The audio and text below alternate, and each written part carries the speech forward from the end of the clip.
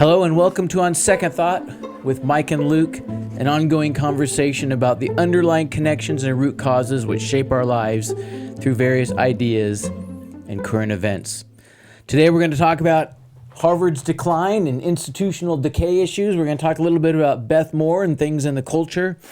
And we'll talk a little bit about Trump and DeSantis and Haley in the primaries. Good morning. We'll cover all the things. We'll cover everything for a week's long. Well, we're moving, so we've been packing up and super busy. Yeah.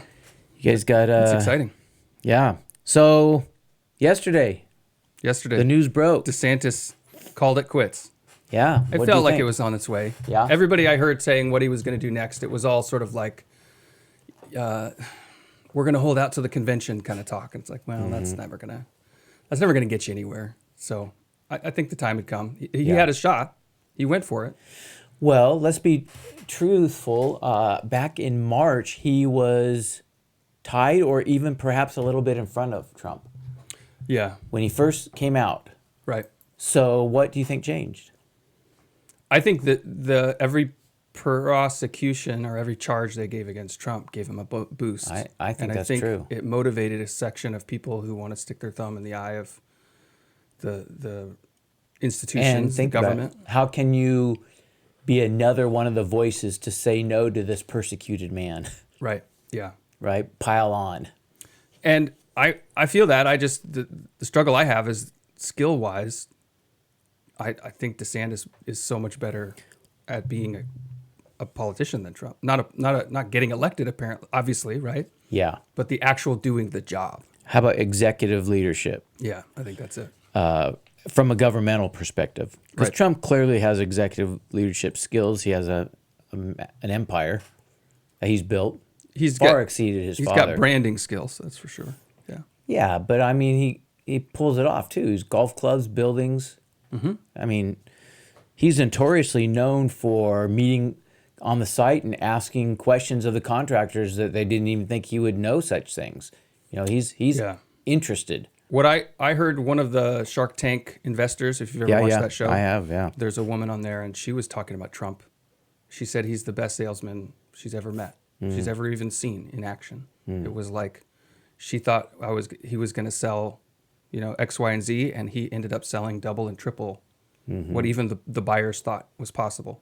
Yeah, because he does have that. What he does. He does have that confident slide forward.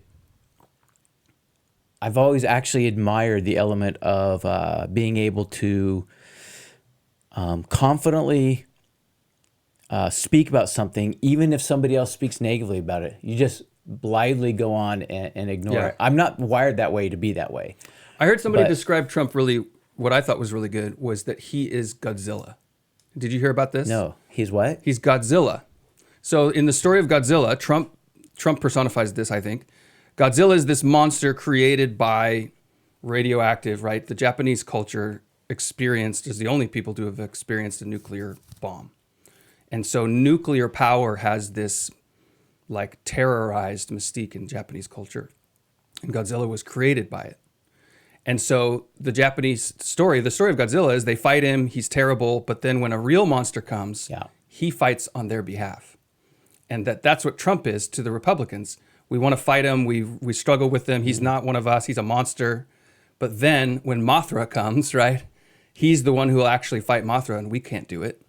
And I feel like that's what Trump represents. That's it. I have not heard that, and that's pretty decent. Yeah, I thought so too. Yeah, that's pretty interesting. So what are you going to do now? You were a DeSantis supporter up until should we call it the bitter end or not? But yeah, a little bit. What now? What do you do now? What does a DeSantis supporter, strong DeSantis supporter, do now that he's gone? I mean, I don't know that I'll do anything, and I think that's Trump's problem, is that I have zero motivation to support him. I don't even know that I would put his name down, to be honest. Not that it matters a lot in Oregon, but I don't see him being able to win anything. I think between cheating and his own incompetence, there's no way he could pull off a victory. And so we're just waiting for the next call that the election is stolen, and there we go. So I agree with you on half of your thing. The stolen part, I still have not heard a plan about not being stolen, but in terms of incompetence, I think he'll get the most votes again. I think he did in 2020. I think in 2020, what you see is an individual getting the most votes in the entire election history of the United States in 250 some years. Right. I think he will do close to that again. Whether he beats his own records or not, I don't know. But I still think he'll get the most votes, hands down. I don't think it's an issue of competence. I think it's an issue of cheating. But I have noticed that on the cheating front, there are more and more different kinds of things that legislatures are doing in swing states and whatnot. And then I also noticed that... to try to stop cheating or try to perpetuate Yeah, to try to stop it. Okay. But the problem is it's an action thing, not a legislative thing. In terms of, there's already laws in the books. They don't enforce immigration laws. Right. So passing a new law doesn't really mean anything. Yeah. It's not saying something. You have to put people in prison for breaking the law. So like right now when they're talking about impeaching Mayorkas, right, for the southern border, I think that's a legitimate thing because the accusation is you're not enforcing federal law. Right. I think that's totally the right thing. Instead of saying, well, we need tougher laws. Right now, McConnell and those guys are saying we want comprehensive immigration reform. I think that's stupid. They've already had that 5 times. Yeah. And you have to enforce what's there, and that's the problem. Right. So I see a lot of words, but I still don't see anything being done. But then the other thing I think is cheating was enabled by a fiasco of COVID. Cover, so to speak. Sure. What cover is needed, or is it needed again? I don't think it is needed. You don't Because think it's even needed? when you watch like the blatant, we're not going to let election observers watch, right? You think of them yeah. putting boards up at the window so you can't see us counting the ballots. Yeah. And people just shrugged, like, well, yeah. And so Well, not there's really. nothing about COVID. COVID has nothing to say about that. I wouldn't say people shrugged. You didn't shrug.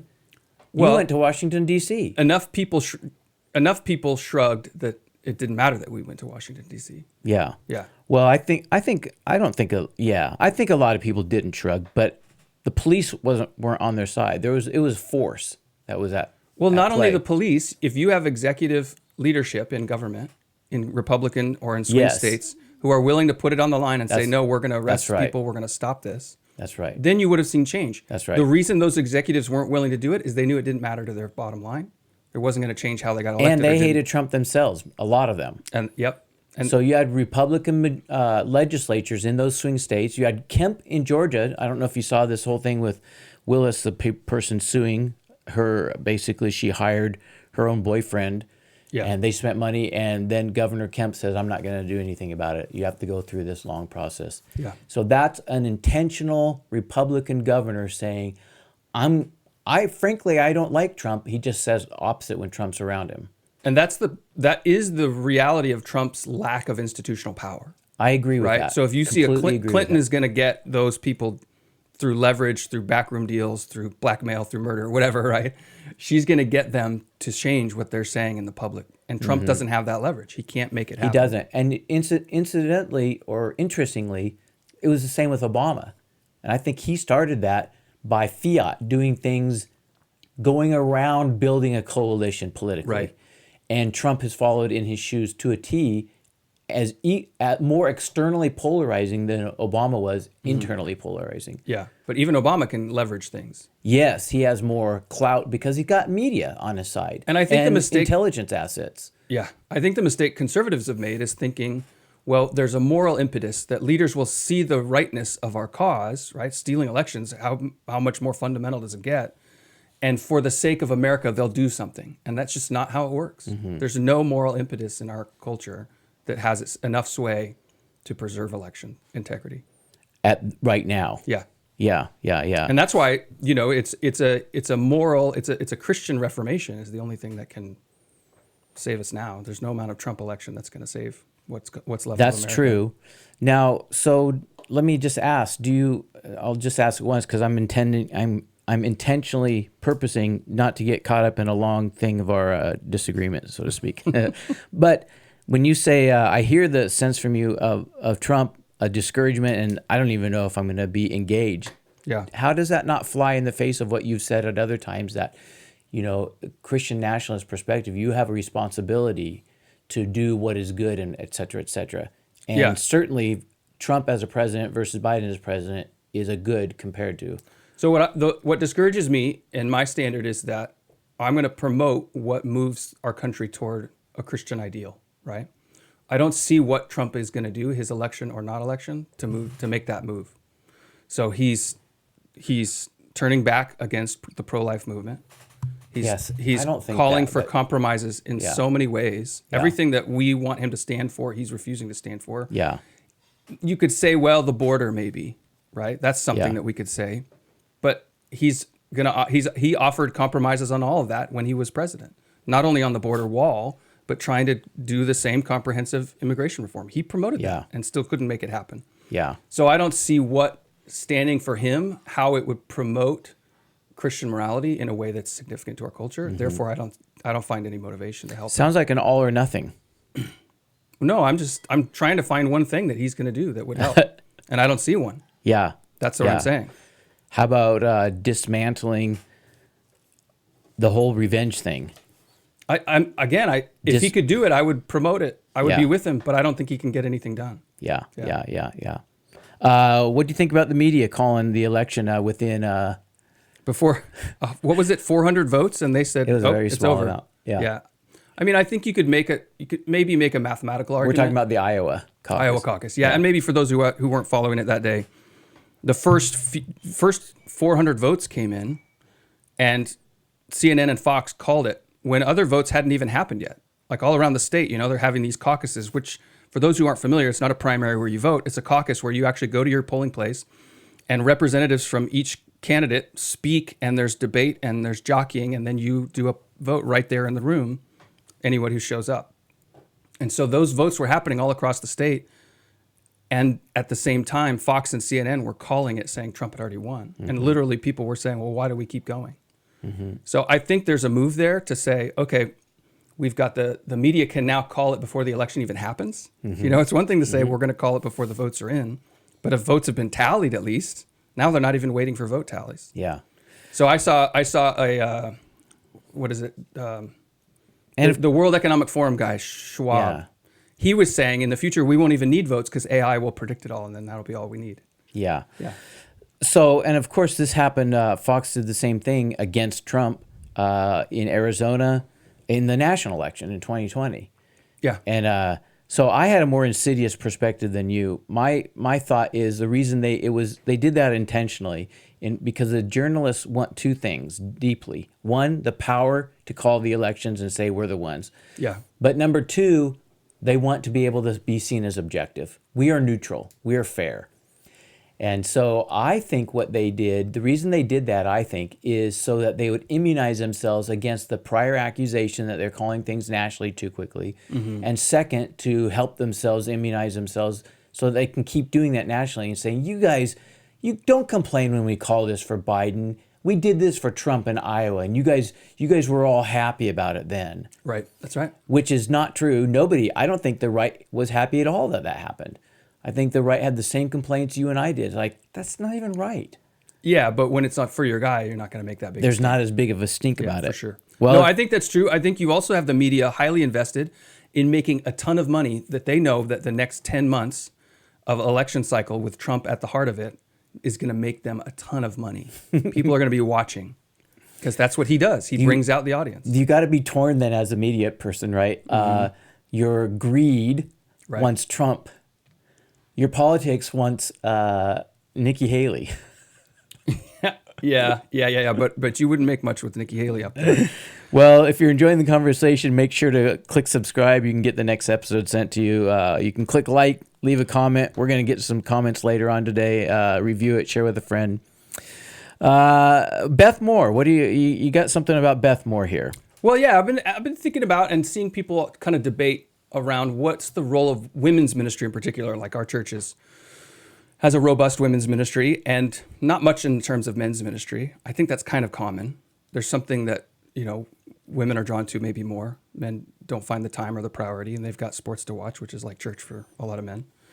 But Beth Moore becomes the target a lot because she spoke out against Trump. She just did another post saying, how could any Christian vote for Trump? She spoke out in favor of the Black Lives Matter movement and focusing on America's racist past and wanting people to admit their racial guilt. She's pro-socialized so many things, right? She refuses to comment on the LGBT sexual identity, gay marriage. She just stays away from it. And so you just see this push to the left when we've talked about it, right? Of these Christians who want to be popular or genuinely feel this conviction that we're going to criticize to the right and we're going to give sympathy to the left. And she has maybe the biggest ministry focused on women in Christian culture in America. What's the role of men, leaders in church, generally, how do you combat that? Or should you? Because it feels like if the role of men and the reason that the Bible is describing men should be elders and be leading the church, part of that role is to safeguard and protect against people who are teaching a slanted view or even a false doctrine. But it feels very hands-off. So not necessarily in our bringing church. up the feminine element, that it's masculine and feminine, as a complicating factor? Or are you just bringing up a teacher, someone who's teaching and leading, and they are going woke? Her in particular, and she definitely has gone woke and has become the target. You know, she openly left the Southern Baptist Convention because they were holding to their standard that women can't be elders, or they say pastors, right? And continues to now, looking back at the SBC, criticize them and criticize anyone who replies, which is kind of her own funny tactic. But part of what I think about is if the message of feminism to young women in particular, but women generally in Christendom, is this temptation that our culture offers to Christian women, that you can be feminist and Christian, like it's okay. And there's a vulnerability that I see that maybe churches aren't addressing. They aren't protecting their wives from that sort of teaching and that sort of temptation. It feels like Adam and Eve a little bit, that Adam sits there and watches as this insidious teaching that Beth Moore has also fallen for. I don't think she's the source of it by any means. And because she also loves the Bible, she also gives these solid teachings on what the Bible is about.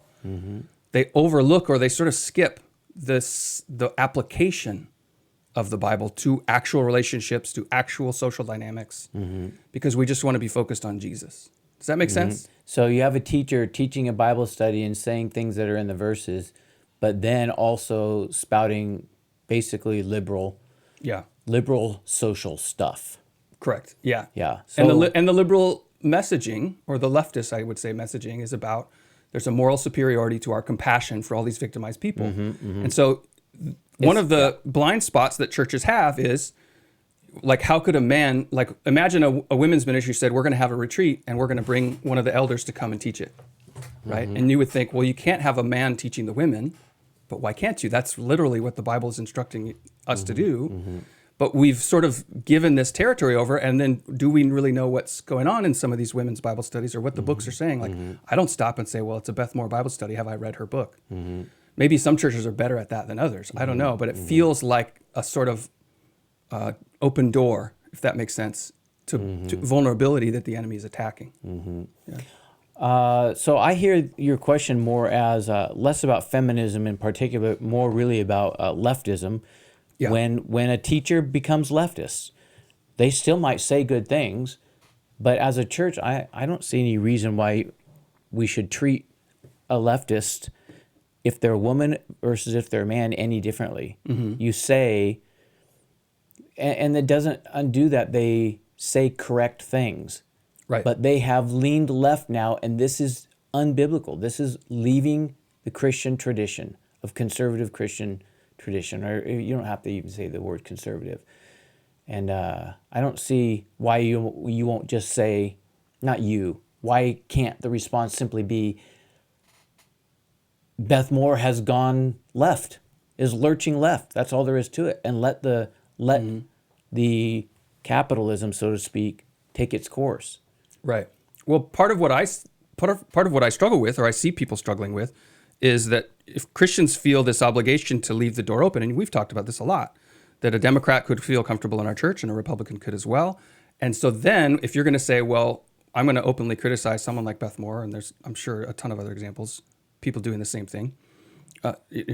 Phil Vischer, the VeggieTales guy, and David Brooks, we've talked about some of these formerly conservative or kind of squishy conservative that have now openly lost their mind because of Trump.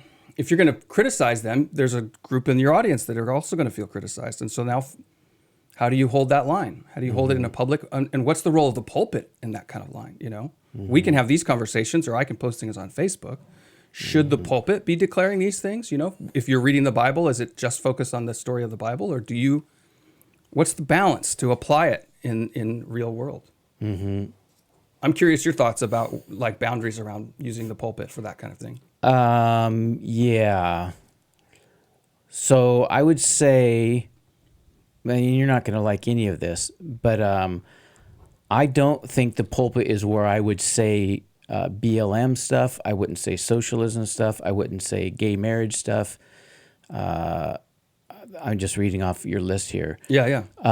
Not that it wouldn't come up if it's in a context of Scripture, but I wouldn't go outside of the. If I'm speaking on a text, I want to speak on what that says. Now, if that leads into some of these things, I'd be fine to go there, but I would not. So like you spoke a while ago on, I think you called it speaking on marriage or relationships, and you were in Genesis. And I thought everything you said about relationships was fine. I just didn't think it was all in the Genesis passage. Right. And I thought, I wouldn't do that. Right. I want to anchor in the passage. If there's other things that you said, I'd go find where the Scripture says them or says the principles that lead to them. And then I try to show it, because I think that you have to be, I think you have to be controlled by Scripture in the particular moment. Yeah. And so when you see Paul speaking by name against teachers who have gone astray, right? That he's been betrayed by Hymenaeus and Alexander, or that, that he's Alexander the coppersmith did as much harm. Yeah. But we don't know that he ever did that when he was preaching. What we have is his letters. We don't have any sermons unless that's recorded in Acts. Wait. So why would the Scripture not be what you preach about? If in the Scripture, he's telling a story of publicly reprimanding Peter, and he's telling that story to another church, saying this is how important it is that I'm willing to compromise or jeopardize rather this relationship. Yeah, I think if you were in that passage, that would be a great opportunity to have a small list of people that's saying, here's how we apply this. But so you wouldn't see that as permission to use that generally? No. Oh, no. To say in the same way that not if I was in Exodus. Specific if I was teachers preaching through Exodus, I wouldn't go off on a Beth Moore thing. If I was in Galatians and I posed him to his face, well, then I would talk about it. Well, so the leftism that we've talked about, right, and characterized, this leftism is sort of this false gospel that we're, by our own works, going to save people and that they're the victims, and that social change and constructs and victim narratives and all this stuff is against the gospel. As a preacher, we feel this obligation to put the gospel into almost every sermon, even if we're in Exodus and it doesn't necessarily get us to Jesus on the cross. We're going to get there somehow because we want to see that reflected. Well, see, I actually do think it does get to Jesus on the cross. I think all of Scripture points to Jesus on the cross. Right. So if we see Scripture also using this tool to say, well, here's where people have gone astray against Jesus on the cross, and we're characterizing leftism as one example, bringing that up seems relevant in almost any part of Scripture as well. Do you see what I mean? Yeah. I'm probably less. Again, you won't like this, but I'm probably less inclined to. You don't have to make me like to it. say a denunciation. I think there's going to be people that would be on both sides. I think there's people inclined towards a denunciation. Right. But I think there's a lot of people who are not going to want to do that, and they still want to be faithful to what Scripture says. And I think Beth Moore, comes up in I don't know that the Beth Moore is something that I would bring up in the context of a pulpit. I would probably bring up in the context more of when a meeting with the ministry leader for women's ministry, they're going to be having their camp. What are you guys going to do? And we're going to do this study. Okay. Let me just express a caution and talk about Beth Moore, and I'd probably approach it that way more. Right. So you're seeing it more as a leadership question rather than saying, in our church, 100 women, what percent of them are reading a Beth Moore book independent of leadership? Well, and should we caution control them about that? Yeah, I would. I personally don't think that the cautioning about reading of books I think that's a slippery slope. Mm-hmm. You have to give people liberty to be. They are Christians that account to God, and they're not. You're not their master when you're their pastor. You're not their master when you're their pastor. That could have a ring somehow, but that's not. But I still think you have to say when things are not disapproved. You have to comment. You have to say when things are going south, and who's going south and why. But I think the context. I'm not sure that a Sunday morning message is the place to do that. To me, on these issues here of BLM, socialism, for example, I would, if I was in the pulpit, I would approach them far more along the lines of rioting. Okay, so you actually mentioned them. Do you remember when you were this is back in the other church? You preached a sermon on the star, and so you preached a small astronomical lesson, and yeah. And you made a couple jokes about people dressing up in fatigues in Portland. Okay. You don't even remember. No, I'm not that joke. They were pretty, Not the joke in particular. Well, it was. You did a good job. It was quite good in terms of offhand comments that were jabs, but you were going another direction. Right. Yeah. I think that's good. I think that's a good way to do something. It fit the flow, but it wasn't what the sermon was about. Right. And I also think that, there's times to talk about authority, times to talk about resistance or rebellion, times to talk about injustices. I think all those are right, and that was the right time to mention them. But I think mentioning in passing, I don't know. Yeah, it's interesting. I'm always curious about, because, I'm not formally trained as like, okay, here's how pastors should do things. I sort of intuit a lot of things, and I kind of purposefully don't seek out that training. Does that make sense? Mm-hmm. But I'm always curious because there is this sort of unspoken boundary around what should be or shouldn't be in a sermon. And the boundary is sort of the Bible, but like you're saying, not exactly, because the Bible has examples of some of this. And I'm always wondering, how did we construct this boundary, and is it even Christian, or is it something tradition has created? Let's throw in Harvard in the conversation. I was going to do it as a second one, but it's really the same thing, the drifting left. Yeah. I ran across an article, Isaac Simpson in the Federalist, talking about Harvard in particular and the drift left. And he quotes Robert Conquest, historian at Stanford University Hoover Institute, and he's had 3 laws that list as follows. Number 1, everyone is reactionary about what he knows best. So this he's talking about when things get started. Mm-hmm. You start something, you have a field of expertise, you know a lot about it, you start a movement, and it's about this, and it gains traction, and it goes. Yeah. Number 2, though, any organization not explicitly right-wing will sooner or later become left-wing. Mm-hmm. So he says you start something about an issue, but unless you are intentionally in your communications and specificity, you're right, that thing that you started is going to move left. Right. And then the third point is this: the simplest way to explain the behavior of any organization is to assume it is controlled by a cabal of its enemies. If it's not now, it soon will be. So here's then the additional thing. Institutions start as reactionary. They're created by people deeply familiar with the subject matter and purpose. But, number 2, over time, the founders leave and less knowledgeable people take over. They might not be less knowledgeable, but they're probably less passionate and dedicated to the original mission. They're just doing a job now. They're running an organization. Number 3, these newcomers push the institution leftwards towards a less meritocratic, more equal sort of organization because they themselves are of less merit. Right. And 4, unless there are specific rules inside the organization to prevent rot, the institution will drift further and further left until it is itself a microcosm of socialism.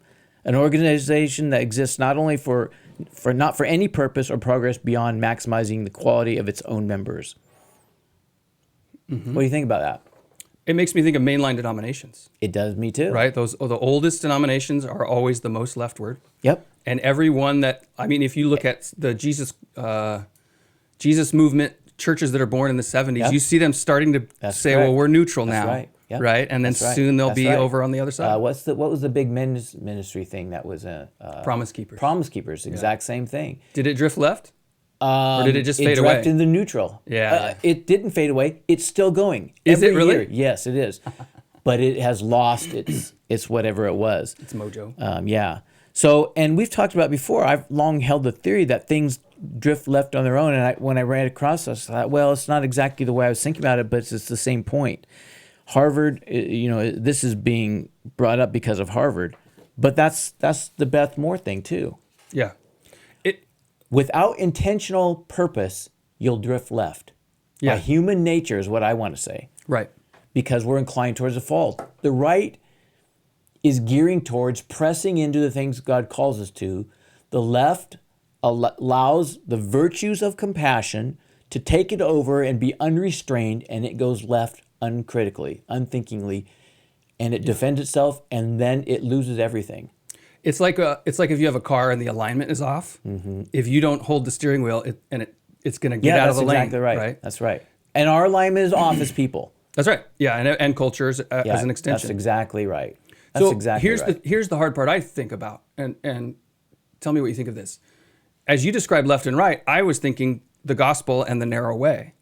And if you drift away from the gospel, you might drift left into a victim narrative. You might drift right into a conquest narrative, right? But you're going to drift one way or the other. Our culture tends to drift left. So you're saying a third way? Yeah. Well, I'm saying it's neither fascist nor communist, right? The gospel is. Yes. Yeah, so for sure. And I remember I thought I had invented the third way phrase. Did I ever tell you this story? No. It was like 2007, and I was a middle school teacher at a public school, very liberal community. And I was in charge, as a math teacher for some reason, I was in charge of organizing the Martin Luther King Day Assembly, which was an annual thing that carried a lot of weight in our school because they're very liberal, of course. And so I was like, well, hey, I'm down with this. And he's a pastor. I could use all these scriptures, right? Because he's a Christian preacher, and at least in his own version of crazy leftist communism that he preached. And I remember as I was studying it, and at the time I was developing some of my understanding of the pendulum, right, and the shame and blame cycle, and how it relates to addiction, how it relates to politics. And I thought he was describing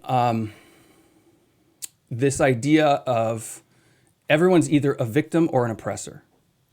And I remember hearing a quote from a 90s rapper, like a gangster rapper, and he said, there's only two types of people in the world, pimps and hoes, and I ain't no hoe. Yeah, right? yeah. And I thought, how can you see the world that way? That's crazy to me, that you're either a victimizer or you're a total victim. Yeah. And so you have to choose what kind of life are you living. Yeah. That's the only two groups of people you see. Yeah. It's a life of struggle for power, Yeah. which is what politics is about or devolved into, right? And the third way is I'm neither a victim nor an oppressor. That's right. But I choose the way of love. And that is a third way. What we do incorrectly is we go take that everywhere and say, oh, two people are arguing, I'm in the middle, right? I have to be in the middle of every argument, which isn't true. No. But that's how I see it getting applied by Christians. Yeah. As the middle of every argument is the moral high ground. And so I'm going to be this neutral.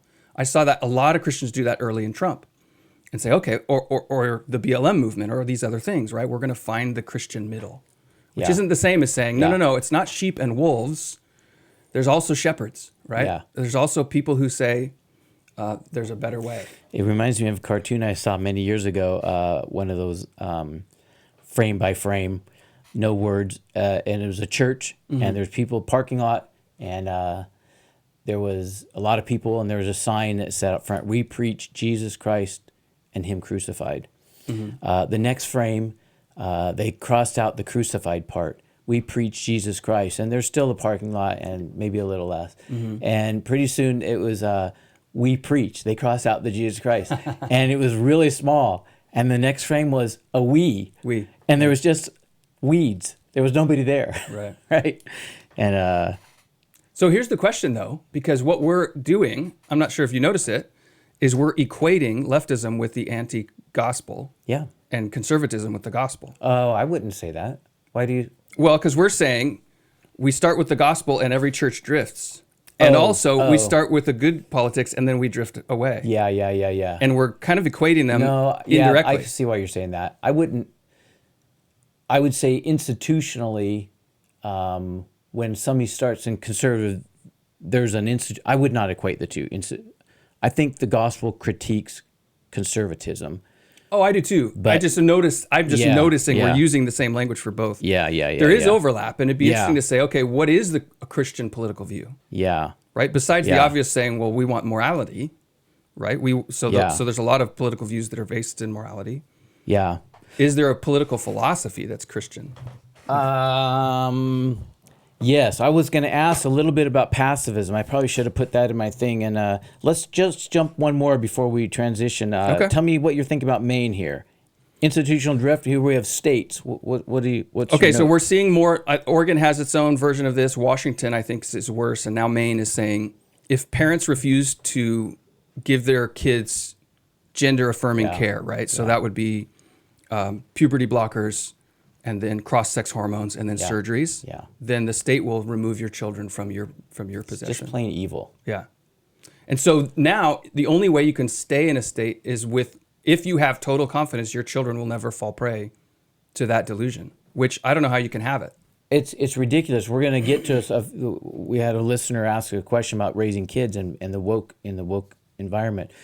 But it's absurd. You don't have it. No parent. You think you do when you're young, especially. Right.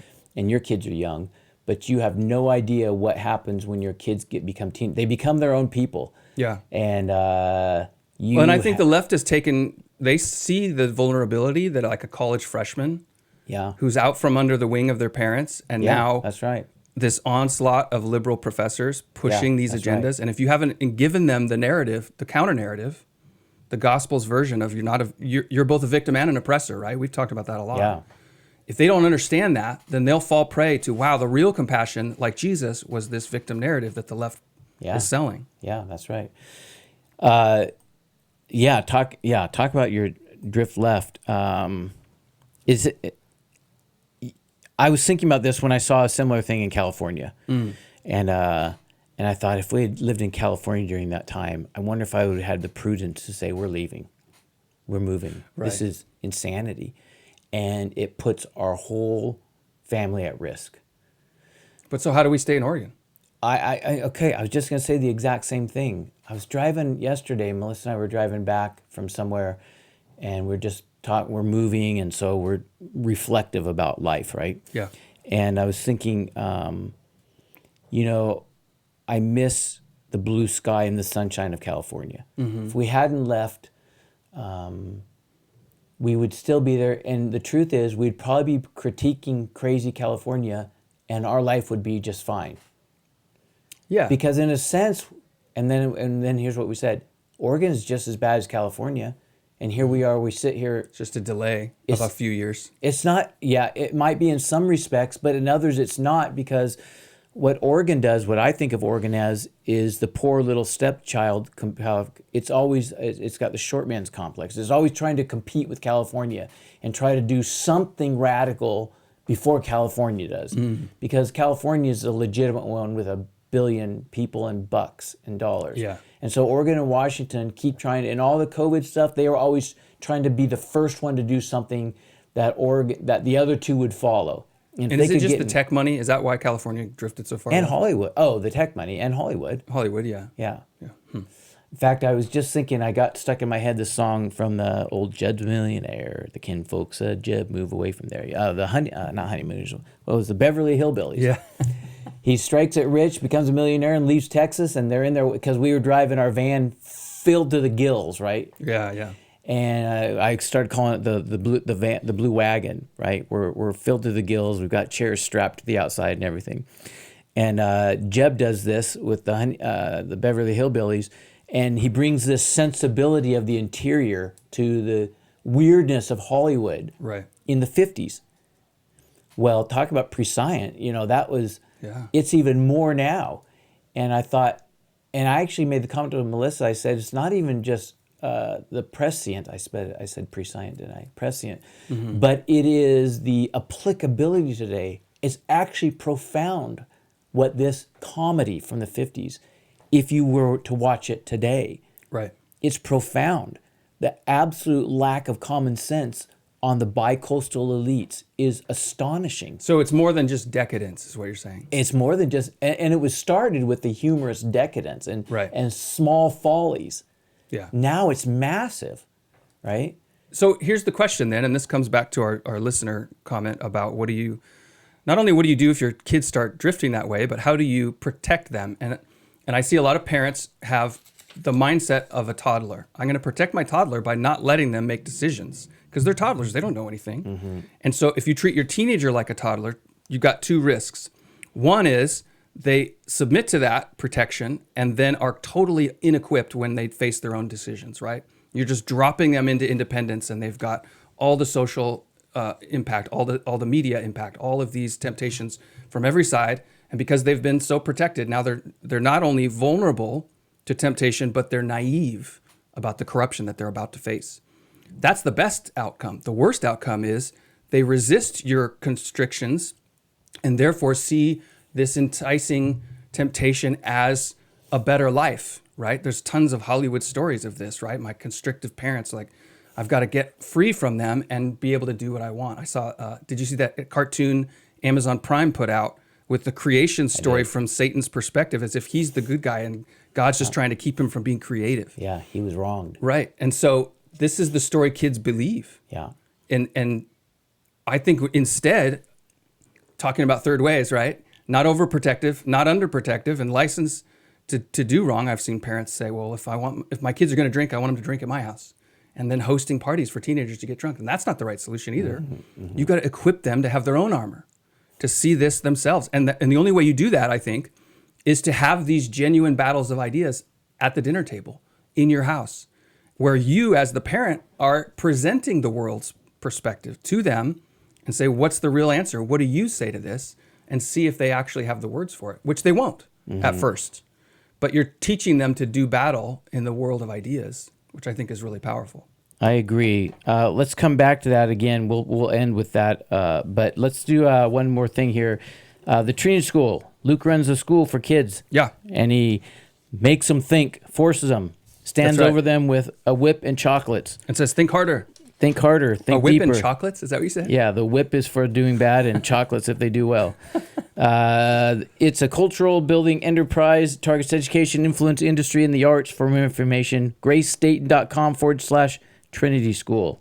There you go. Let's do a couple light things and then we'll end with two more significant things. Okay. Self-help gurus. What's your comment? I saw a pastor I follow, Michael Foster, posted this, that self-help gurus are just fill-in dads. Mm-hmm. And our culture's full of them, right? In fact, it gets so blatant, there's a YouTube channel called Lessons, Dad Teaches You Things or something. And it was a middle-aged guy saying, here's how you change the oil on your car. Here's how you change a light bulb on the headlight. Mm-hmm. And he would just go around the house and the car and just teach you stuff that dad wish you taught. You wish your dad had taught you. And we have now a majority of American kids born in households without dad. Mm-hmm. The majority, which is crazy to think, right? And so the struggle of that, when you lose fatherhood, you also lose connection to ancient culture, because fathers represent tradition in a way that mothers don't, and can't, because mothers can't be fathers. And so what you also then do is create a vulnerability. I see this in Africa. So the average age in Sierra Leone is really young. Like, I would go around and I would be, as a 45-year-old, the oldest person that I meet. Everyone I meet is younger, almost. For two reasons. One is life expectancy is lower. Two is the 90s had a horrendous civil war where a huge percentage of the population died. Mm-hmm. And so what you have then with this young culture is a lot more impulsive short-term thinking and a huge vulnerability to prosperity gospel preachers, to Muslim missionaries who are telling them the story. And what you get is a substitute for tradition and experience and wisdom that you get with age. It gets substituted by slogans and outside influences and people trying to take advantage. And I see that growing in our culture as well. Self-help becomes the mechanism for all kinds of corruption, to say, well, you're finding your true self, or this is your happiness or whatever, and tell you what you want to hear and lead you astray. Yeah. Yeah. So are you thinking this as a bad thing, or just pointing out a gaping hole? I think it's a gaping hole. I Yeah. mean, I think people do need self-help in a lot of ways. They don't know what to Yeah. do with themselves. They don't know how to handle emotions. Yeah. And Because it makes me think of Peterson. What is it? 13 rules, 9 rules, 10 rules, some number of rules for life. yeah, Jordan 12 rules Peterson, for life. 12 rules for life. Yeah. That's a father figure thing. 100%. The naval commander who wrote the 5 Rules for Life, massive bestseller. The first one was make your bed every morning. Right. And he says why. This is what he teaches the cadets. Yeah. John Wooden, famous UCLA basketball coach, when he taught, he said, first thing I did is I set them and I taught them how to put their socks on. It's little details, right? Yeah. Yeah. But my point is, they're self-help gurus, but they're also people who are teachers, and they do fill a gap and a need. Well, and I see it like Jocko Willink, right? Discipline equals freedom. I don't know if you've seen his content. Classic, like Navy SEAL persona. Yeah. You need combat, you like jujitsu Yeah, and all yeah. that. But then what I see growing is the Andrew Tates and these younger, really successful entrepreneurs who are promoting polygamy, who are promoting male superiority and never get married. And so it's sliding down into tell me what I want to hear to promote my own ego. Yeah. And that's the danger of it. Yeah. We may as well jump into the comment here, since we're kind of on the thing of kids and father figures and whatnot. So the comment is by a listener, Dylan, who rates this comment. Now, Dylan gave his last name. We're not going to give last name, just so in case anybody knows Dylan. I've enjoyed your conversation. Appreciate the diversity of topics and how you discuss things with gospel perspective. I don't want my kids to grow up woke, he writes. I would love to hear you guys chat more about raising kids in a woke culture, the balance of allowing your kids to see the realities of our broken world while also protecting them from being infected by the woke mind virus. I know that in the end they will choose their way, but can you guys talk about your own experiences in raising kids? What are some of the things you would have liked to done differently in raising your own kids? When your kids start down the woke path, what are some practical ways to try to steer them back as you trust God working? What do you think? I think you and I are going to I think we're going to share an idea around your dinner table comment that you just said, and then I think we're going to view things, we're going to have different emphasis. Well, and your kids are older than mine. Yeah, that's and true. They're exploring things in ways that mine don't have access to yet. That's true. Yeah. I was not going to pull the card. You just don't know because your kids aren't there yet. I wasn't going to do that. I've been hearing that all my life, right? You're not old enough to be a teacher. No, so what I would say, I have a friend who's a psychologist, and his focus is on, or one of the things he does is sex therapy, and he meets with young sex offenders, right? As like a court. This is just one side of his ministry, basically. Court mandated therapy, and because he's a Christian, his clientele is a lot of Christian families whose kids have offended in the sexual area, and now they don't know what to do, and they're looking for Christian guidance. Yeah. And he said a huge majority of these kids are super sheltered from sexual things, but also biologically really curious. They're immature around their sexual development or their understanding even of relationships with the opposite sex. And then see this, because of their immaturity, they see this younger cousin, younger kid in the care of the family or access to them. And that naivete and immaturity, and also like, well, if I do something with this younger kid, I don't feel as vulnerable, or the rejection threat is not as high, and also et cetera, et cetera. And so what he said was, because I said, well, how do you avoid that, right? I'm thinking of my own sons. How do I avoid them from being that vulnerable and immature and naive and yet biologically driven and unable to conquer desires and all that? And he said, what you do is, when let's say you're watching a movie and a suggestive scene pops up, and you might fast forward it or you might not, but he said what he does and recommends highly is that you pause it. Don't pause it, after the fact. You stop the movie and you say, what did that feel like? And he said, what you're doing is you're training your kids to, instead of saying, whoa, I felt a sexual desire, right? I felt this stirring of something. And instead of saying, oh, that's bad, let's get rid of it, which is basically pushing sexual desires into the subconscious, where they will make themselves known some other way later on. You bring it right up into the conscious mind and you talk about it. And so now they're learning what those desires are and how to talk about them in a way that's not shameful. It's not running away from them, but also it's in the protective circumstances of you as a father saying, wow, that's real. We do feel things, right? Like that woman was attractive. Your body has a response to that, doesn't it? Like, okay, what does God teach us about that? And you're teaching them to face it rather than hide from it, which I think you can do that same sort of thing around the leftist narrative, the progressive characterization of people as victims. All of that you can stop and say, what's that about? That twinges something, right? It makes you feel like you should do that. Where's that feeling come from? And then you have those conversations. Yeah, the alternative is to go quiet. Right. Or to say it's bad. I remember my dad used to yell at the TV, right? We need to get rid of all the whatever, and we need to stop. And that was it. It was like, okay, that's bad. I got it. But I don't know why. Yeah. And if I hear a better argument than my dad offered, I might be vulnerable to it. Yeah, you had said earlier, sit at the dinner table and talk. When you were talking about the self-help guru, and I completely agree. I think my one of the thoughts, I have two thoughts with response to Dylan's thing, and that is one, talk, and make. But get them to talk. Yeah. That's what I mean. Right. Talk is a communal thing. That's why the next point was going to be the dinner table. So I don't know how you grew up, but I grew up, every meal was eaten at the dinner table. We never, ever, ever ate a meal in front of a TV. Right. As a family. Yeah. And with my family, we did the same thing, even though a lot of our friends didn't do that. We just thought we still wanted to do that. And we created, the intentionality was that the dinner table was open conversation, open season. Anything, for the most part, could be talked about. And we did it on purpose. Yeah. And as a parent, I was about to say father, but it's really as a parent, intentionally cultivating the kids, because you're going to have quieter kids and more assertive kids, vocally, verbally.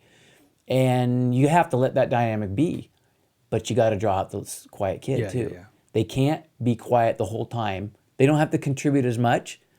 You got to let their personality be, but you got to figure out the delight of drawing out the introvert's thoughts, because even if they're quiet, there's a lot thinking on introverts. And you just have to develop the skill to extract it and let the table glory in its beauty. Let the table of the family, Joe might not say much, but when he does, it's really been thought through.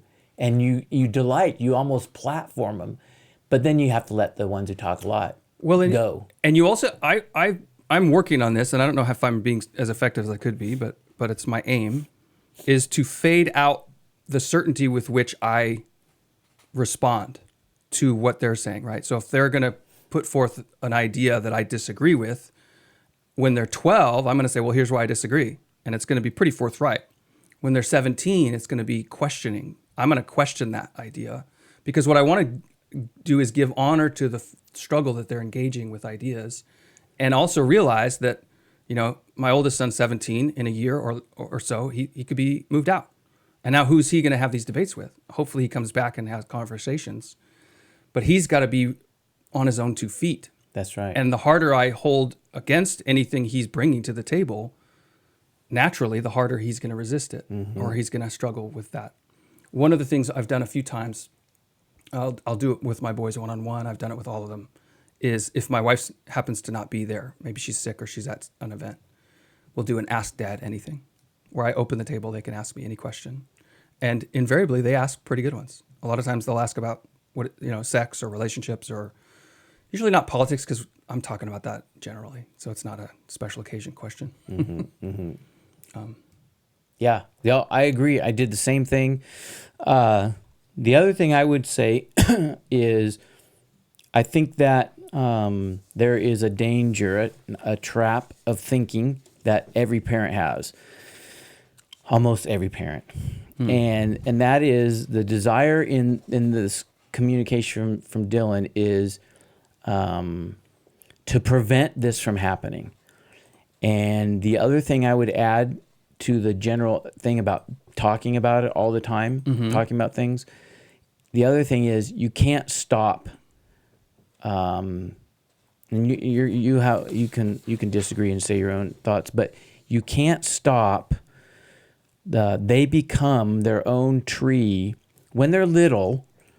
Here's what I realize about myself. I believed in original sin. I believe my kids were sinful when they're little. But I believed that they're being little kids, the restraint of sin was because Melissa and I were being diligent as parents. And that's not what it was. There's a little bit of that, that's in play. But more, it was only looking back, what it really was is that sin hasn't grown up as much when they're little. Okay, yeah. It is like a plant, and it's growing up and it has a disease. And when they're little, the human body and the soul, there is an element, I have changed my mind about something. There is an element of innocence in children. It's not theological innocent. Theologically, they're fallen. But that fallenness is like a seed and it hasn't reached corruption yet. Okay. Or its corruption is small. It's a growing cancer. Yeah. And a lot of the cells are not infected with it yet. I mean, analogy wise. And so what I mistook for our parenting success was it just hasn't grown yet. And I didn't know that that was going to happen. And I didn't realize that when they became older, I had to give room that they were going to have their own broken places that were going to be a combination of their sins, a combination of environmental things, a combination of things from mom, a combination of things from dad. This whole thing was going to create a sin package for them that they own now. And at that, there's a point when, as a parent, you don't have any control of that. You can't stake the tree up anymore. Yeah. The tree is grown and it's crooked. Every tree will be crooked. Every child will have places in which sin is cancerous in them, and nothing you can do will ever stop that.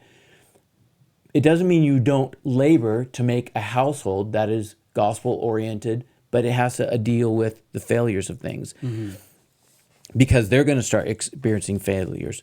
Yeah. So then that leads me to the next thing is this, the woke in particular. You can't stop your kids from breathing the atmosphere, the spirit of the age. That's right. And you think that you can when you're a good parent and you're working hard at it. And your kids have zero idea of how much your heart works for them. They don't understand how much your selfishness is involved and your own pride and the battles you have with the Lord because they're not adults yet. But they don't understand how much you love them and how much you're working for them. They have almost little idea. They pick something up. But so what happens is they're breathing the spirit of an age and you can't stop them from breathing that. All you can do is breathe another spirit constantly around them. And there is a point at which I think you have to give them to God in a way you think you do when they're young. You don't know that you hardly did it until they're gone then. Yeah. And they're out of your house. All 5 of mine are out of our house. And literally, I give them to God now because I have no choice. Yeah. And what I have to tell God, and I've smiled at him and told him, I did give them to you with my voice and with all that I knew at the time, but now I realize I barely gave them to you. I kept my fingers on them, not for controlling purposes, but out of love. And okay, maybe even some controlling. Fear, right? And a little fear, that's right. And I didn't know it, and you can't know it. And so I think one of the other things to say is that you can't immunize your kids against the spirit of the age. All you can do is breathe the Spirit of God as much as you can around them, and then give them to God and ask Him. He's the one that has to do that. Yeah, He's the one. And I think I would even say the other thing here. Unless it's explicitly right wing, it will go left. You can make your home explicitly Christian. I think that's the right thing to do. Yeah. Some of them are going to go left anyway. Some of them won't. That's right. Yeah. And you can't, it's out of your hands. And there is a sovereignty of God and a mercy of God issue that as a parent, okay, so my kids are gone. You look back, I look back, and the tools of parenting, when you're parenting and they're in your home, you think they're awesome tools, and they are. When they're gone, you look back and think those were the cheapest plastic things that they were. Well, and as a parent, so much of ineffective. The way you measure your success day to day is, are they behaving well? That's true. And you don't realize the actual battle is, are they believing well? And one of the things that dawns on me is my blind spots, and I think this is probably universal, where I might be creating vulnerabilities in what my kids believe are the areas where I'm most adamant. If I'm very adamant against a certain way of thinking about the gospel, right? Whether it's political application or whether it's theological application, I create an area in my household where we don't speak against that. Just because my passion for it creates that environment whether I mean to or not. That's right. And so now I have to think, and as you talk, I'm thinking, have I done that without knowing it? And so that my kids are not equipped with the counter argument because they've never seen it. They've only seen my side. Yes, you have. You don't even know. That's right. We all have. And so Everybody then I think, did. okay, That's right. if I'm saying like the I mentioned once in a sermon the Enneagram, right? The Enneagram its origins are occultic, and I don't trust it. I see it as a function, a mechanism designed to lead people astray. I think there's some real positive things in it. And there are some really positive things in it. Yeah. Absolutely, right? And you can use it and say, wow, that did help me understand someone. And that's Yeah. there's nothing wrong with that. Yeah. But I see it as sort of like there's a temptation and a trap built into it. So if I'm really adamant against it, and someone is like you're saying, I see a lot of good things in it. Now I don't talk to Luke about that.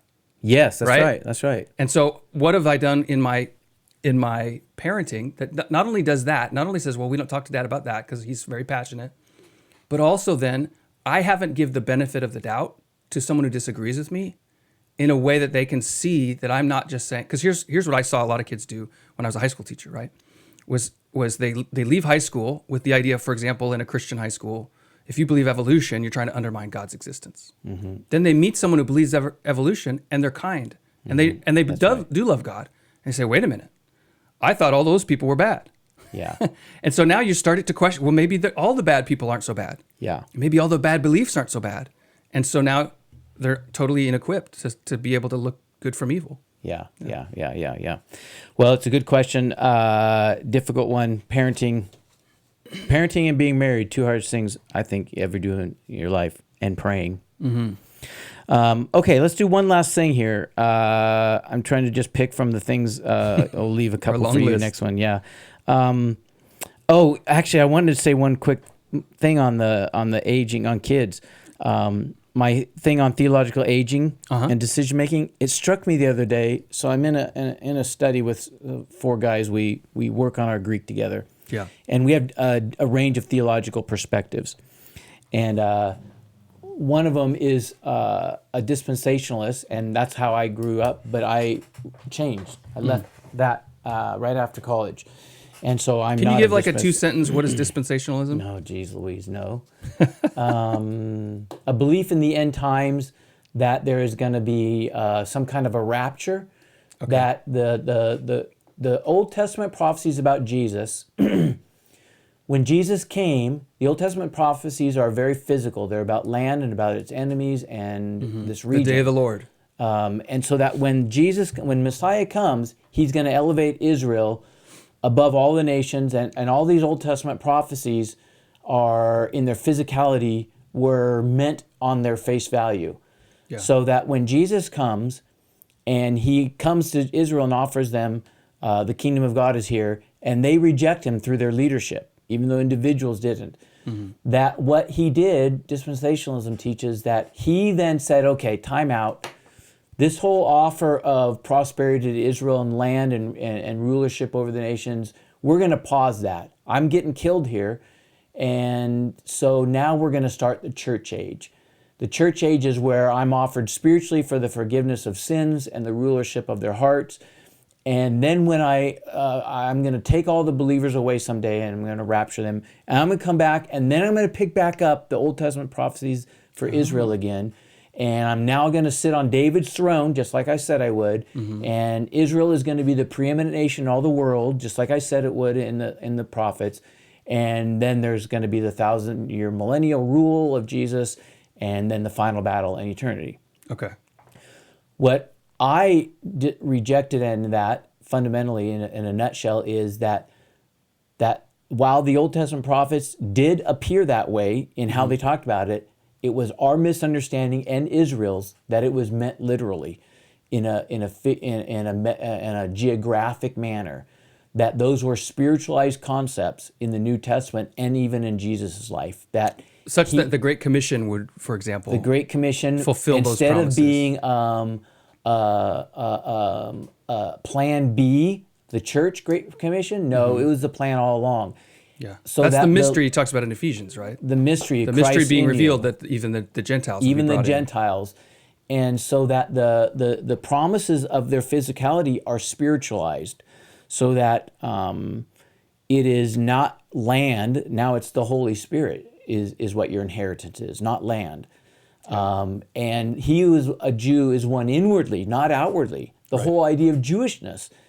Children of Abraham are those who are of faith in Galatians. Yeah. And so what I see is that in being spiritualized, it was like, oh, the disciples and Israel, they missed what Messiah was. They thought he was going to come and elevate Israel above all the nations, and he's going to be on a throne there. And no, that was all just language. That was prophetic language. What it meant is exactly what happened. When he was crucified and he raised again, he did sit on his father's throne, David. He's sitting there right now. And he is ruling the nations, and he is lifting up Israel. But now you and I are part of Israel. Yeah. And whether or not there's still a physical Israel is another set of questions. But the spiritualization, anyway. Okay. All you guys of that disagree to say, about that? Yeah. But here's what's happening. I've enjoyed the conversation and whatnot. I was reflecting on one of the things that he had said the other day, and I thought it was a really good point. And I thought, why did I change my mind? And here's why I will bring it up in this context. I was 23 years old, and I made a major theological shift. Okay. We just got done talking about the difficulties of being very young and the vulnerabilities. Okay, so at 23, I'd read more than most people my age. Yeah. But you can't have lived another 2 decades. You don't have experience. You don't know what balance is if it bit you in the butt when you're 23. Okay. You have no sense of perspective. I remember being in Tension college, like in the dorms, and feeling like 23-year-olds were so old and like mature, Oh, you know? But you don't know that you don't know. And so my theological approach now at 54 is much more nuanced. It was only in the last decade or so that I began to think, I don't care so much about systematic theology. I enjoy it, but I don't care if my understanding of the Bible has conflict points. I'll let them be in tension. I don't know how they resolve. I just think this is true, and I think that's true, and I don't know how they work together. When I was 23, well, these are going to work together. We're going to make them fit. I'm going to make them fit. So have you had any shifts since then? Well, no, I haven't necessarily changed my substance. position. Yeah.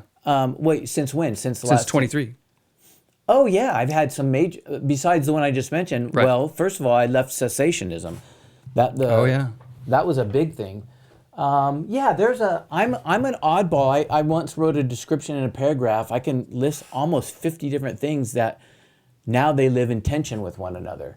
Gotcha. And but when I was 23, there's no way I was going to do that, right? Right. And I didn't even think it was the right thing to do.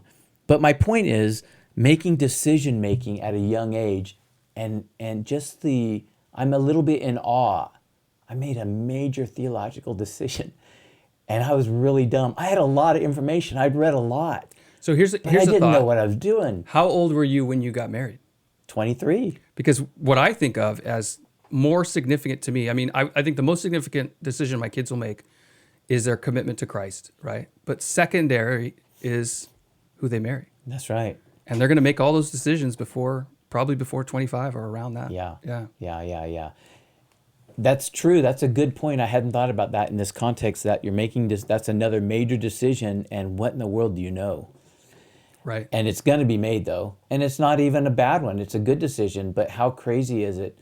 It does make the attractableness of arranged marriages. I had the You same know, I was thought. gonna say that. How often have my friends and I joked how we wish we could arrange our And kids' marriages? it's not like that. I don't think either of us are advocating for that. But as a parent, you just think to yourself, There's nothing wrong in the Bible about it. no, there isn't anything wrong at all about it. It's just interesting. And it gets back to Dylan's thing. Your kids are going to start making decisions for which they're going to lifelong consequences. And you will have little to say about it. Yeah.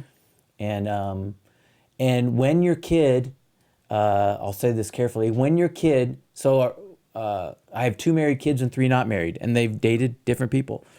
We have disliked some, we have liked some, and the range of their relationship to faith has been across the board. You have to choose your battle, and you have to choose well what you're going to say. So without trying to imply anything, obviously specific to your kids, what do you think would be the role of a parent who says to their son or their daughter, "No, I don't think you should marry that one"? Like, how do you do? That's what you're talking about, right? It is. Yeah. And I think, have you known anyone who's had to do that? And yes, how did and it I've go? done it, not to a kid. I've done it to with a couple that were getting married that come to me for pastoral counseling. Yeah. And I told them I thought they should wait and work on something. And it's because the woman had a concern she wanted to talk to me about, and I could see she was very nervous, and he was oblivious to it. And she ends up calling off the wedding. And he's mad at me. Right, sure. They came back a year later and got married. And it was better. Thanked me. Oh, yeah, they worked through it. And basically, the fundamental point was he's all in video games, and she's like, I don't want to marry a kid. Right. And I said, that's a legitimate concern. You didn't say, should have you seen how cool these video games are? No. So I've thought about that with my kids, the 2 that got married, and I didn't have an objection. I liked both their choices. And my own commitment is this: if I did not, I would give a warning to my kids, even if that made them mad at me. Yeah. I would give them a caution because I think I'm supposed to. I think it's my responsibility. But when they're dating them and I don't like the kid, I don't say anything. If it got serious, it might even be too late, but I'm still going to tell them. But you can't, if you say something early, you drive them into that decision. Yeah. They put their heels in. So what I've been doing is talking to the boys, because they've each had some small or large even interest in different girls. And I say, okay, here's the questions you need to ask yourself. And I don't get specific and I don't answer the questions, right? But say, okay, how does she deal with conflict, right? Is she trying to control you? Or you find yourself trying to control her? Do you see like a missionary relationship where you're trying to rescue her all the time? Yeah. Or is there a team atmosphere that you're trying to build? Yeah. Because those are fundamental. Yeah. And then let them bring my questions into that evaluation, but let them make the evaluation. Yeah. I'll say one more thing on this one because it's the marriage one. Boys don't see girls clearly. They see them through fantasy eyes of their beauty, and they miss when girls are mean. Boys can miss that. Sure. Girls don't see boys clearly. Girls see boy in all his potential, and he may be a cad, and she thinks she can make him better. So what I've said to our kids and to other young people is, if you're a guy, go find your sisters, go find friends that are girls, and say, I'm begging you for your honest words, no matter what, even if it hurts my feelings. And to the girls, go find brothers or guy friends, beg them for their honest thing about this guy, because they're seeing things you can't see. Right. And I think what's helpful about that is when I say it, I'm saying it, I'm then telling kids, as an authority figure, whether I'm a father or just some respected individual, I'm not saying what I think. I'm telling them to go beg somebody. And the challenge is you're sphere. then, though, entrusting your kids' friends that they have the right values. Because, I mean, even what I'm thinking that's why I start with sisters and brothers. Okay, yeah, you got a better handle there. Right. But still, you're right, you are entrusting. But you know what? When a girl is, I almost slipped out. When a girl is a meanie, other girls know it. Yeah. And if they're invited in a trusting way, they will say it. And it's the same with guys. Actually, guys probably a little less. Guys have a hard time because girls want to camp on each other, and guys are less. It's fine. But we accepting. Yeah. One of the things I was talking to my wife about a situation was, how do you have to differentiate weaknesses in character from weaknesses in capacity. Yes. Right. that, oh, this person is, maybe they're not as capable, right? They're not going to make as much money in the end. Yeah. Does that mean Yeah. we should be questioning it? Or Yeah. is it really about fortitude and character? That's and the conviction? Forrest Gump policy. Yeah. Stupid is as stupid does. And then he lays in bed with what's her name and says, I know what love is. Yeah. Right? So he's low capacity, but he was faithful. Right. Or faithful in some senses. Sort of. Hey, the more I think about that movie, the less you like appealing it. it is. Morally, it's pretty bad. How are we on time? You got a real clock count there? Yeah, we should probably wrap it up. If you got something little. All right, let's end this. I want to save my pictures of the fall of humanity. And why don't you do this? Churches limiting communion. What's your thought there? We'll wrap it up with this. So I saw somebody posting about they don't allow non-members to take communion at their church, or they somehow discourage it. And first I thought, are they how are they not allowing it? Are they announcing don't take communion? Like if I went to their church, like first time I went to a Catholic church, I went up and took communion. I didn't know any different. I was like, I want to take communion. I'm a Christian. Yeah. And then I learned later they don't want you to. And I thought, oh, okay. But does that mean I shouldn't? And why would you, if someone professes Christ, why would you limit communion based on whatever doctrinal distinctions you carry in your church? Mm-hmm. To me, it doesn't make sense. Mm-hmm. I could see why, from a biblical perspective, you do want to make a distinction between Christian and non-Christian. You want to make that public. Mm-hmm. But beyond that, if a Christian visits your fellowship, why would you say no? So, can I offer an opinion you don't have to agree with, or a perspective, a historical? Yeah, that's what I bring up. Yeah. It's called fencing the table. Okay. And your comment, the Lord's table. The Lord's table. Yeah. And your comment, even the word fellowship is indicative of so in today's world, a non-denominational world, church-wise, right? Even your use of the word fellowship, from an older perspective, where denominations were something that had an influence and membership was something of significance. Mm-hmm. Since the Reformation, for about 400 years or so, churches thought, okay, when I am a pastor here and we're part of a denomination, we have membership, we're responsible for this membership. And if you're visiting, you need to talk with us because we're responsible, because of the passage in 1 Corinthians, of eating and drinking judgment upon yourself, right? Right. That this is for believers. And so they would fence the table and say it's only for members. Or if you're visiting here and you plan to, then maybe they'd say, come and talk to us. And they would check your membership in another church, whatever, right? Now, in the day of membership decline and denominational decline, when I did it, I fenced the table, but in a moderated way. Mm-hmm. I said, this is a meal for believers. Right. And I would take that as the opportunity to say briefly what that meant. And if you have questions, or if you're, and I like the phrase which I took from Keller, experimenting or considering Christianity, you're investigating, just ask you to let this, just stay where you are, whatever, right. Pass this by. This is not something for you. And so I did a moderated fencing the table.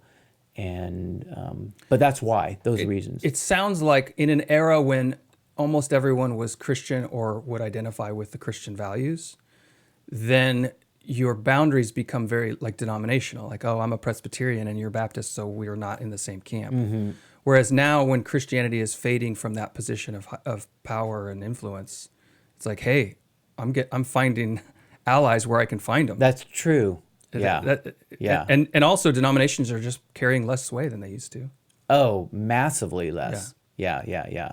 I still think there is an obligation from a New Testament perspective to have some sort of fencing, because here's what Christian it says. or non-Christian? Christian versus non-Christian is the fencing, right? Not denominational fencing. That's what I was thinking. And I don't think there was denominational fencing before. It was just that denominations gave a better structure for everybody to fence. Okay. Because there was a denominational structure and a membership structure. And so the language of fencing the table was accepted by everybody. It wasn't even questioned. Right. When denominations and membership have both waned, now becomes the other issue. And I think it's legitimate and right to fence.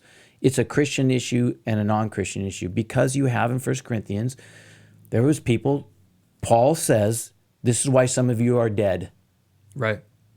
So that's how big the issue You're being is. flippant with the communion. The communion is a flippant thing, and there needs to. Now, I saw a great article or a commentary on it once that said, because it used to be, I don't know if you grew up with this, every head bowed and every eye closed, and examine yourself before having communion. There's a moment of silence. This is when I grew up as a kid. And that has gone away largely. And I think that's right that that went away, because the observation that I thought made sense was Paul is saying this in a context in which there was a significant particular problem. Not only was the church treating the man and his stepmother a certain way, but then when they had communion in particular, some of you have a lot to eat and some of you don't, and you're not even concerned about that. So it's some more of you a have potluck is what I always envision he's describing. I think it is more of a potluck that's happening there. But no, it's not potluck in our terms where we went and put it out on the table and everybody had it. It was a potluck that you and I bring food for your family and I bring food for my family. And if that family doesn't have much food, I let them not have much food. Right, okay. Furthermore, there was some drinking going on. Yeah. And some of you, he says, are getting drunk. Yeah. And this is at they're treating it like a table. party. Yeah. And this is supposed to be a communal thing that we are, and he calls it one loaf in the earlier passage. We're one loaf. You're the same bread as your neighbor there. So he was saying it should be a potluck. Instead, He's saying it should be a potluck. Yeah, that's right. Without over drinking. Right. Right? Yeah. And so, and in that context, he says, this is why some of you are dead or done. Which I take to mean miracles have abated. The power of God is no longer present in your midst. So people are getting sick and dying for when they shouldn't, because you just are taking this thing like it's not a big deal. Because the Corinthian church, a huge amount of what he's addressing in those letters is about the power of God, of miracles, of gifts, and saying you guys are out of control. Mm-hmm. And you sound like, or you look like you maybe you haven't read it that way. No, I haven't read it that way. I don't think that's why he's saying that. I think he's saying it's God's judgment. Right. But I think if miracles were prevalent, and it seems to have been prevalent at the time, it wouldn't have stopped. It wouldn't have been less people sleeping. So maybe I heard you wrong. I heard you saying the reason they're dying is because people weren't working miracles anymore because they had no faith to work miracles. What I'm saying is God is withdrawing his miraculous presence because of the flippancy with which they are treating the Lord's table. But how's the miraculous combined with the people dying? Because if there was miraculous gifts present, fewer people would be getting sick and dying. They'd be getting healed. Okay. Yeah. Okay, you're saying they were getting sick naturally and couldn't stop it. Right. I never read it that way. I see them getting sick by the providence of God. He's making them sick and dying. He's taking their life. Right. Yeah, interesting. This is the result of assumptions. You grew up in a charismatic church. I grew up in a Baptistic church, and you end up reading the scripture and you bring assumptions. You don't even realize someone else reads it differently. Yeah, with an honest read. Yeah, with an honest read. All right, you've been listening to On Second Thought with Mike and Luke. If you enjoyed this episode or found something to reconsider, there you go. Share it with a friend and start a good conversation. Remember, dig a little deeper and think again. We'll see you next time.